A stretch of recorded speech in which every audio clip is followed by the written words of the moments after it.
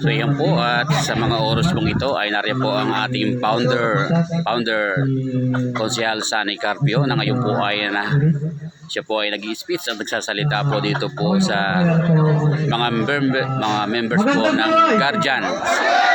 Yan, dito po sa mga Guardian, dito po sa Barangay San Felix, Santo Tomas City, Batangas. At ito po yung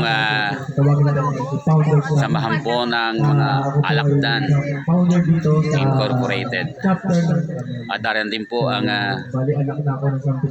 ating pong UGB Party List na ngayon po ay nag-iipon-ipon at magkakasama po dito sa Barangay San Felix, Santo Tomas City, Batangas.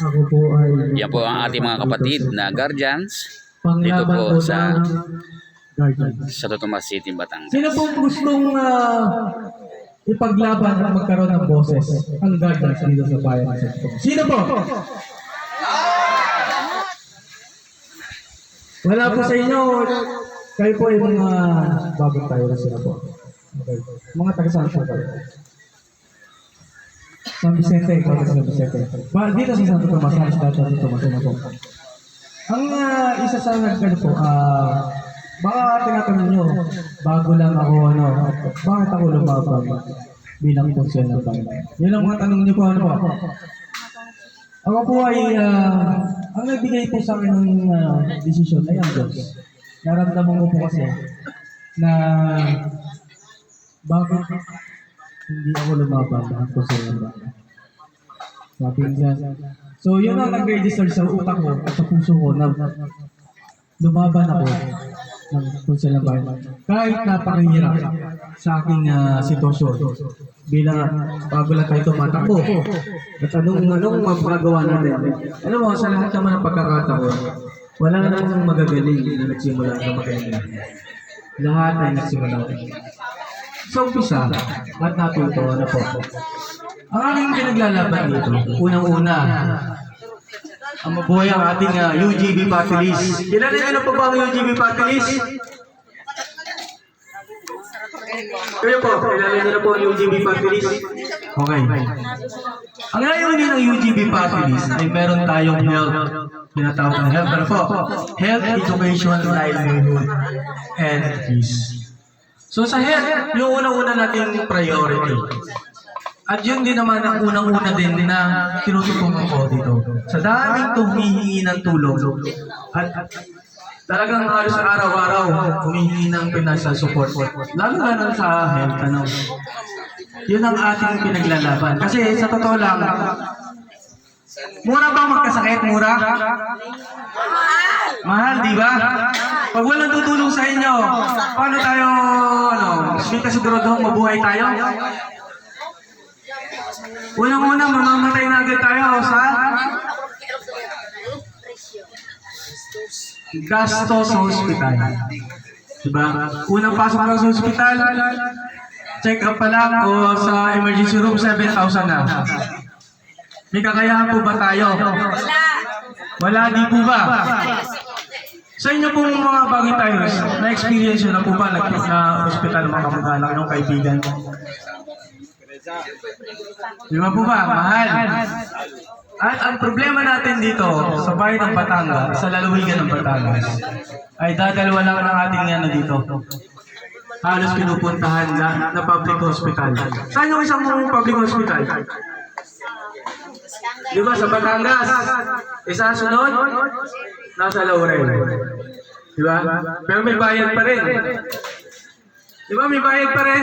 Mayroon. So ang sinusulong ng UGB Party List, lalo-lalo sa inyo, ay libreng gamutan na po. Libreng hospitalization. Libreng gamutan, libreng check-up. At isa pong yun ang isa sa ipagpapatuloy natin, lalo na sa bayan ng Santo Tomas, na magkaroon ng programa bukod sa UGB na binibigay ng UGB Party List, ay lalo na din sa bayan ng Santo Tomas na makatulong tayo. Kasi sa sobrang daming humihingi, hindi lang po lang mga Guardians dito ang humihingi ng tulong. Di po ba? So, ang humingi ng tulong ay lahat din po dito sa bahay ng Santo Tomas, lalong-lalo na yung nasa laylayan, yung may hirap na tao. Even though, kahit yung nasa medium level, na may magaganda trabaho, ay talagang kinukulang. Depende sa sakit. Tama po ba? Pag may cancer ka, kahit pag may nakita ka, medium ano ka lang, ay kinukulang ka na rin. Pangalawa, yung dialysis. Di ba? Eh, magastos talaga. So, ang pinapangako ng UGB batteries ay libreng hospitalization. Napakaganda po ba? Tanong ko po, maganda po ba yun? Maganda oh. Oh, yan. Sunod, libreng gamutan. Ayaw niyo po ba yung libreng gamutan? Paglabas niyo ng ospital, merong gamot, di ba? Sunod, may follow-up yun. Sabi ng doktor, bumalik ka dito ng 1 linggo, 2 linggo, di ba? Libreng check-up. Yan po ang pinagpapaulo ng UGB. So, yun din po ang layunin ko. Unang-una po ay tumulong sa ating kababayan dito sa Santo Tomas. Lalong-lalo na itong ating kapatirang guardians. Gano'n po kadami ang guardians dito sa Santo Tomas? May idea po kayo? Wala. So, more or less tayo ay sabihin na natin 6,000. More or less. Okay? So, sa dami natin, maraming hihingi ng tulong. Pinakamaganda dito, magkaroon tayo ng boses na isang guardian na malalapitan natin sa sanggunian. Okay po ba yun? Okay. Okay po ba, mga kapatid? Ayan. So, yun po ang isa sa mga pangunahin natin na tututukan. Then, ang pangalawa po, ayaw ko pong mangako. Hindi po yung isang tao na nanangako na po. May awang Diyos na may mahalal. Makaupo at makapaglingkod sa inyo. Isa sa mga gagawin ko po ay may araw tayong bababa sa kada barangay. Ano po, sa mga grupo ng tao na kausapin kayo.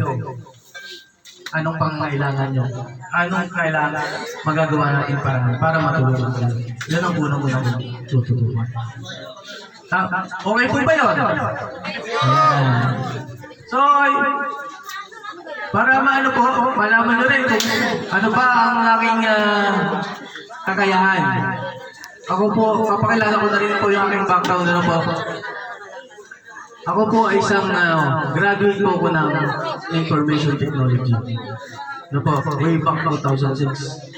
Ako ay may experience na 15 years in experience sa abroad na po.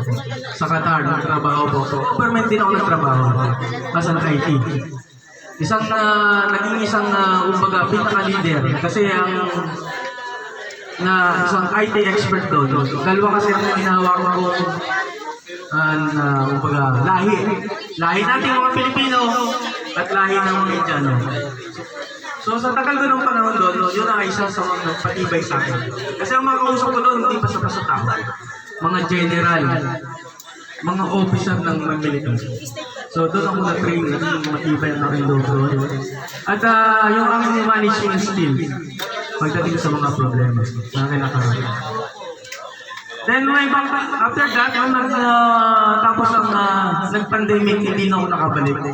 Ano? So ang nangyari sa akin, nagtayo po ako ng isang kumpanya. Isa po akong businessman. Isang IT, isang businessman, at ngayon po ay isang broadcaster. Ano po? Meron tayong radyo dito tuwing Sabado sa J101.5 ang programa ay Punto Servicio. Pinag-uusapan po dito lahat anong pangangailangan ng tao, paano tayo makakatulong, at ano pang ginagawa natin. Every day, so every week natin pinag-uusapan sa radyo. Ayan po. So, ako po ay si Sunny Carpio. Kilala niyo na po ako? Yan po. Number 6 po ako sa balota. At ako yung humingi ng tulong at suporta galing sa inyo. Kung ako'y mapapagkatiwalaan nyo. Ako po ba yung katiwa-tiwala? Ayan, maraming salamat po.